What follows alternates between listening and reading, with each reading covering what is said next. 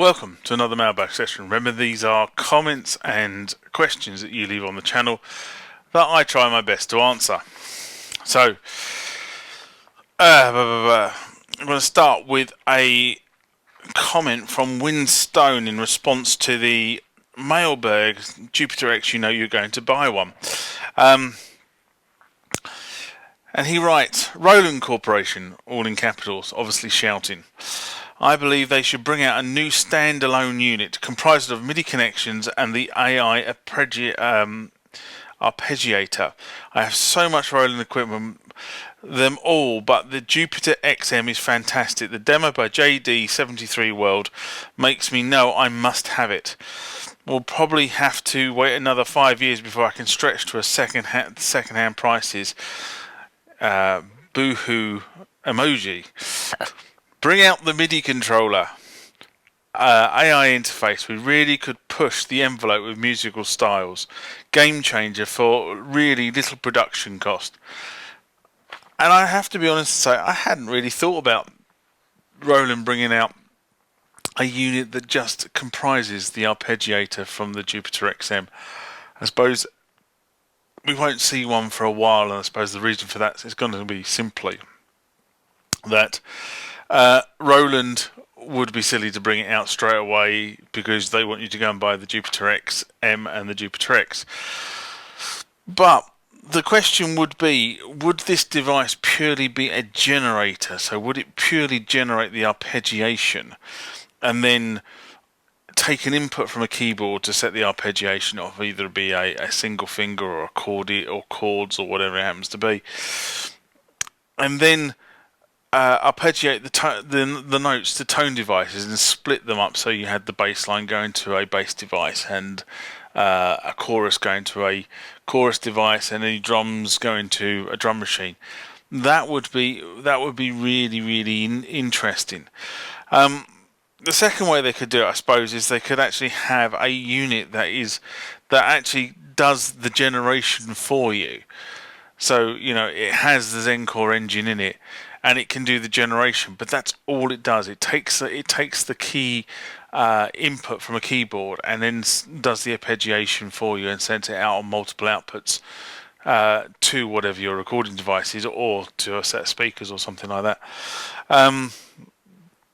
Now that really is an interesting combination. I suppose it's sort of kind of the groove box, but not the groove box, if you sort of get my drift. Very interesting idea, if I'm honest. I mean, if it's going to be the first one, then to be honest, there's other companies that have already beaten them to market in that area. I mean, I'm thinking specifically, and it's not here, of the chord bot, because the chord bot does exactly that. It does the arpeggiation, so you give it a set of keys and it will arpeggiate, and you can even set how high and how low, what range of arpeggiation this thing does going up and down the keyboard. So they've kind of beat them there, the sort of the Isla Instrument stuff. But there's some other units out there that do similar features. So would Roland really want to get into that market? I don't know. I mean, nobody really knows what Roland's next step is, but we shall see. But I think that's a good comment. It's a good call. It's something that we should shout out onto the channel to Roland to say, well, maybe you should be considering this, and we'll see what happens.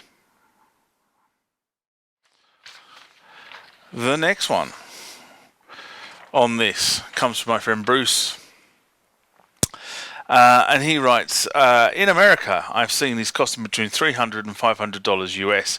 Custom built is another matter. Now, this is in response to a video I did 2 years ago, I suppose. Studio setup hard cases, are they important? And I sort of kind of reiterate this because this is one of these things I bang on about, that you can always tell whether a keyboard has been cared for, especially if you buy it second hand, if somebody is willing to sell you the hard case with it, because it means that, you know, when it's been transported around, it's in a case, it's, you know, it's had some protection. So I kind of look at it from that point of view, and I have to be honest and say, I mean, I bang on about hard cases, and hard cases are important. I do think they are important. But if you have a static situation, say, for example, this keyboard behind me, which at the moment has been living in the front room, there's no need for a hard case, because it's static. It's not going to get damaged. What you really need is a good cover for it. I was going to grab a cover for this, but you can just about see it out shot over there. Actually, is the cover for this thing. But that's normally what I do is I buy a good cover, and when I say a good cover, a good padded cover, and many of you have seen them when I've done videos in the studio, the sort of the red padded covers that sit across all the instruments in there, and that just gives it a degree of not only does it cover it from a dust perspective, but it also means that if something gets dropped on it a bit, the keyboard's got a little bit of protection with the padding in the cover. But if you are going to move the unit around, then you need a case. Now, I have to be honest and say, when I was younger, I used to have material cases, and they weren't particularly thick either. They weren't padded per se, but they were just cases. I used to put keyboards in them, and I was quite lucky that when I was moving stuff around, when I was moving the keyboards around, I had very little else in the boot of my car because the PA used to go with somebody else, or I used to plug into the PA of the venue. So I didn't really have an awful lot to move around. There was a lead bag and a couple of keyboards and a stand, and they all used to go quite neatly across the boot of my car. So I didn't really have a problem. I mean, I did get a couple of keyboards damaged where, things got dropped on them while they were actually in a venue or in rehearsal studios or wherever it happens to be. But in general terms, they kept them fairly okay. Where I sort of kind of have a problem now is if you're a giggy musician. If you're a giggy musician and you're moving stuff around and it is your livelihood that you're moving around, then not having your keyboard in at least a padded bag, if not a full hard case, you could be asking for trouble. Because if that keyboard gets damaged, something gets dropped on it, you drop it, I don't know, but you're unable to play it in the evening, as a musician, unless you get a spare, the answer is you're not going to get paid because you're not going to do the gig. And you're not going to be able to do other gigs as well unless you can go and hire something to replace what you already had, assuming that you've got all your sounds and programs all backed up so that you can download them onto the new piece of equipment, and away you go. Now, I rotate my keyboards in and out of the studio. And because I do that, I also have hard cases for all the keyboards that get put in and out. And the reason for that is quite simply, I don't want to damage them while they're in transit, so that's the first thing. And the second thing is, when they're in storage, having a nice hard case around them that has a lock on it allows them to sort of sit in storage. And I know for a fact that they're not going to get damp because the cases are sealed. They're not going to get damaged, i.e. something dropping on them or them falling over. Somebody's not going to get in there and do something to them, although having said that, it's my storage. But you never know. So that's kind of the reason why I have hard cases, and I think they're incredibly important to any professional musician. I would not, if I was gigging at the moment, I would not go anywhere without the instruments I'm taking to the gig being in hard cases.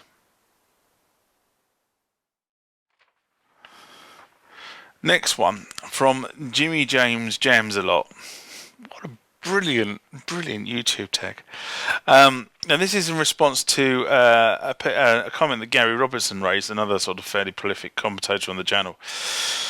And he writes, hey, I wanted the same splitter. I couldn't find the exactly same splitter because I am in the West and originally what link was for Amazon UK. So I ordered the wrong wire, or am I wiring it incorrectly? Are there more links available? I will search your other content on other social media sites as I'm interested in simplifying a few AC/DC adapters and extension cords, cables, wires, adapters. This is the worst element in music technology. Such a frustrating component. My audio cable tester won't do USB, so maybe a USB cable tester is in order. I've studied power supplies for the past 3 years and I'm getting good in it. I could probably design them by now. 5.7 volts on the R ears is odd. Detail, no. All R ears minus the TR8 and the scooper from the EFX series. I mean, I own a System 1 Sys1M, TR8, VT3, MX1, Torpedo, Demora, and BitRaiser.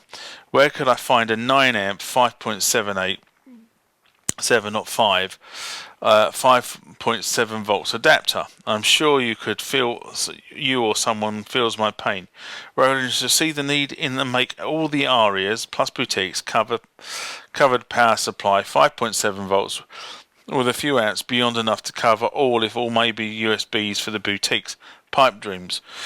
Of note, when the Korg announced their vocoder mix, they've gone and made power supply into the thing. So you got your 3 vocoder covered, so that covers all vocoders and vocoder mixers. I apologise that's literally as it's written on the channel. So I sort of go through the sort of key things. So it starts off talking about the splitters. Now this is a splitter, okay. This bit here typically goes into a USB, and these bits here are a data cable and a power cable. Now how do you know which one is which? On this particular model, if you look on the wire there, you see there's a little piece of sleeving they've put onto the wire before it's gone into the moulding, and basically that piece of sleeving indicates that is, where has it gone? It's gone there, it's up the top there. Get back in the frame. There you go. That is the power cable. So basically what you do is you put your 5 volts power onto that cable, doesn't do anything else, and that cable is a standard MIDI data cable, okay, or a standard USB data cable. And then on this side, this bit goes into whatever it happens to be that you're trying to power with said cable. That's a standard MIDI splitter cable, which I use with the boutiques. Now, going on to the other thing, there are companies around the world that do seem to do larger USB power supplies. And I think the problem is with a lot of USB power supplies is it's kind of all standard. USB at the moment is, or if you went for a USB power supply or charger supply or whatever it happens to be, then these things tend to run at about 5.2 volts. The standard for this is 5 volts, but these sort of things all run slightly over 5.2 volts, and I suppose that's to give them some leverage when there's load. And this particular unit that I've got in my hand will pump out 8 amps. Okay, although having said that, it's got 8 sockets on it there, so that could be 8 times 1. Okay, to give it 8 amps, or one of these sockets can push out 4 amps. Alright, so it can go up to a 4 amp. Now, what you've got to remember is where these things are designed for. They're not really designed for us musicians. They're designed for the tablets and the watches and all the other gadgetry that uses a USB charging device. So typically a phone would be about an amp, between 500 milliamps and an amp, and tablet devices tend to be sort of around about the 2 amp mark. I know the iPad is 2 amps, and the fast charging stuff for Apple is 2 amps, but that sort of kind of tends to be the range that a lot of this stuff operates in. I mean, this thing here, which is a Fitbit watch, I mean, this, when it's charging, will pull at most about 150 milliamps, I think it is. So they all change in terms of what power they need to be able to work. But as I said, there are things around the world that actually allow you to start running. This is what I actually use for powering the boutiques, if I'm honest, because this thing here will quite merrily pump out an amp per channel, so I can have 8 things plugged into that, and it just lowers the amount of wiring that needs to run around. So hopefully that answers the question, or puts more meat on the bone, I think is probably more where that one is. And last one for this section from Yannick Panic. I used to go to school with a guy called Yannick I don't know if it's the same guy. His guy was named called Yannick Widener. Anyway, Yannick Panic. You can get the factory settings from a MIDI or SYSEX file to the D70. It's more or less the same procedure. The file is available by Google. You need the file on your PC connected via MIDI to the MIDI in on the D70. You then press the number 5 or turn it on. Press F2 and enter. Then you play the MIDI SYSEX file on your PC to the MIDI out on your PC, and we'll see the hex numbers on the screen of the D70. When done, press X, hit turn off and on, and you're set. I have to be honest and say I haven't gone back and looked at the procedure for. I have all these things written down, but I haven't gone back and looked at the procedure for putting the MIDI file on SYSEX.